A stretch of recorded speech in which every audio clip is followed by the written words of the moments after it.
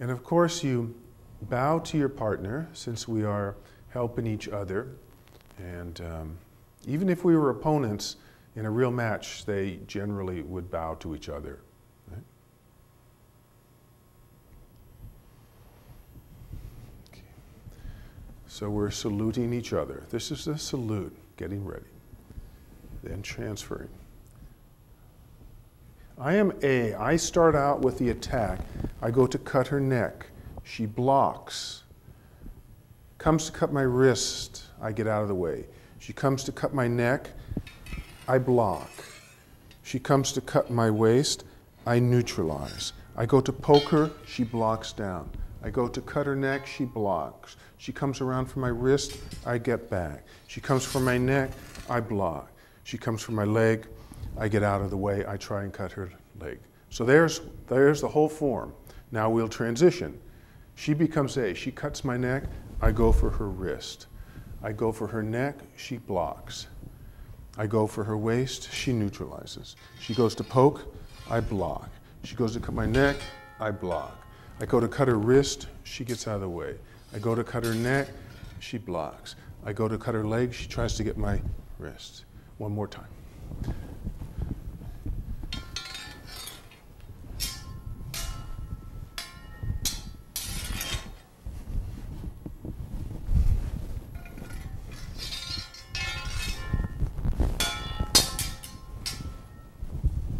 And then we just come to a little close.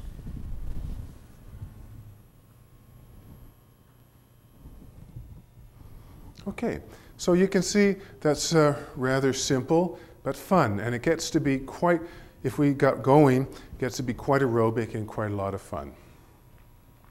Okay, so let's break it up now, and we'll show you the basic applications. What is going on and why? Okay, so for the sake, I am A and Stephanie is B, all right, at this juncture. So if I say A, I mean me. If I say B, I mean Stephanie. Okay, so we're starting again at the proper distance.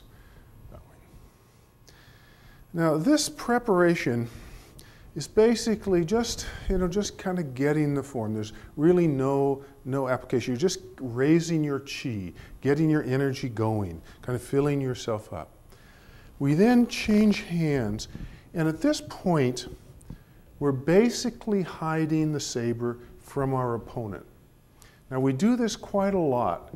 We hide it either back here, or in this case you can see from my standpoint, you see it's very difficult, would be very difficult for Stephanie to see it. Even though she knows, she knows I've got it, but still you want to be focusing on it. And if it's hidden behind you, you don't know if it's going to be coming down or how it's going to be coming out. So in this case, it's just relax. Now, my first move, I'm starting the aggression. Now, if Stephanie doesn't do anything, what I'm going to do is I'm going to make this big sweep around and cut her neck. Now, the neck was a very vulnerable spot. They didn't have much in the way of protection for the neck, armor, because that would make it very difficult. They couldn't turn. So there's quite a lot of things for the neck. Now, in my first move, you see, I swing around to gain a momentum. I could just, cut down, but it wouldn't gain as much momentum as swinging around and cutting down through. This movement could definitely sever many of the tendons and blood vessels, and even just decapitate. So it's a very strong movement. Okay, so as I go to do this, Stephanie's the major thing she's going to do is get out of the way. You see? Now, if you notice what she's going to do, as I do this, she steps to the side. And she's also applying a blocking herself, just in case something happens. Now, you see, once I'm committed, if say, don't move, it's very hard. You've got to trust your partner when you do it. If I'm chopping downward, it would be very hard for me to stop midair if Stephanie gets out of the way. You see? So if I'm coming down and she moves before I'm really committed, then I just go for wherever in the world she's going.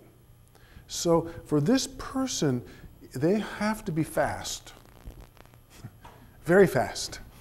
And then besides just kind of getting out of the way, she's also going to put this saber up. Now, she's blocking with the side of her saber. She's applying, so if you hold this, you see this structure is very strong because this could be coming down quite, and this is supporting her. So she has this sort of a nice triangle here. And of course, it's at about neck level so that, you see, it wouldn't do her too much good if she did it down here, right? So that's her space. Okay, so if we go back here. So I come around. Now, she blocks. Now, my arm is out there. As she steps to the side and in, she cuts my wrist off. You see? So the wrist is the most really attacked part of the body in the saber practice and most of the weapons because it usually sticks out the furthest. In this case, as I'm coming down, you see it's sticking out, so she just goes right for it. Right? And she doesn't have to cut the arm off. All she has to do, in this case, it's a chopping the hand off. But I mean, generally, if she just sort of, you know, slices it a bit, it's usually enough. Okay. So, I'm coming for her neck. She's blocking. Now, as she comes, I get out of the way. So, it's just the very basic, as she comes down, I just pull back into my center and relaxing. I'm sitting back, I'm comfortably back. Now, the beauty, I said about feinting and faking. So you'll see here now, if Stephanie was using a feint in this case, or fake, as I come down, she fakes towards my arm. I get it out, and she just immediately comes up and walks right through the next layer, which is the top layer. You see? So here we've gone through changing levels, the first big change of levels. So here she's at the middle level. Then, as I get it down, she comes to the upper level and walks right through. Now, this is one of the principles of the saber and any weapon and Tai Chi in itself. As much as possible, we step in. You see it right here at the very first. When I go, Stephanie's stepping inside my saber. Now, it's very difficult for me to cut her because I have to come back somehow to get her. So as I withdraw, now she just walks past, she's past me, very difficult for me to deal with.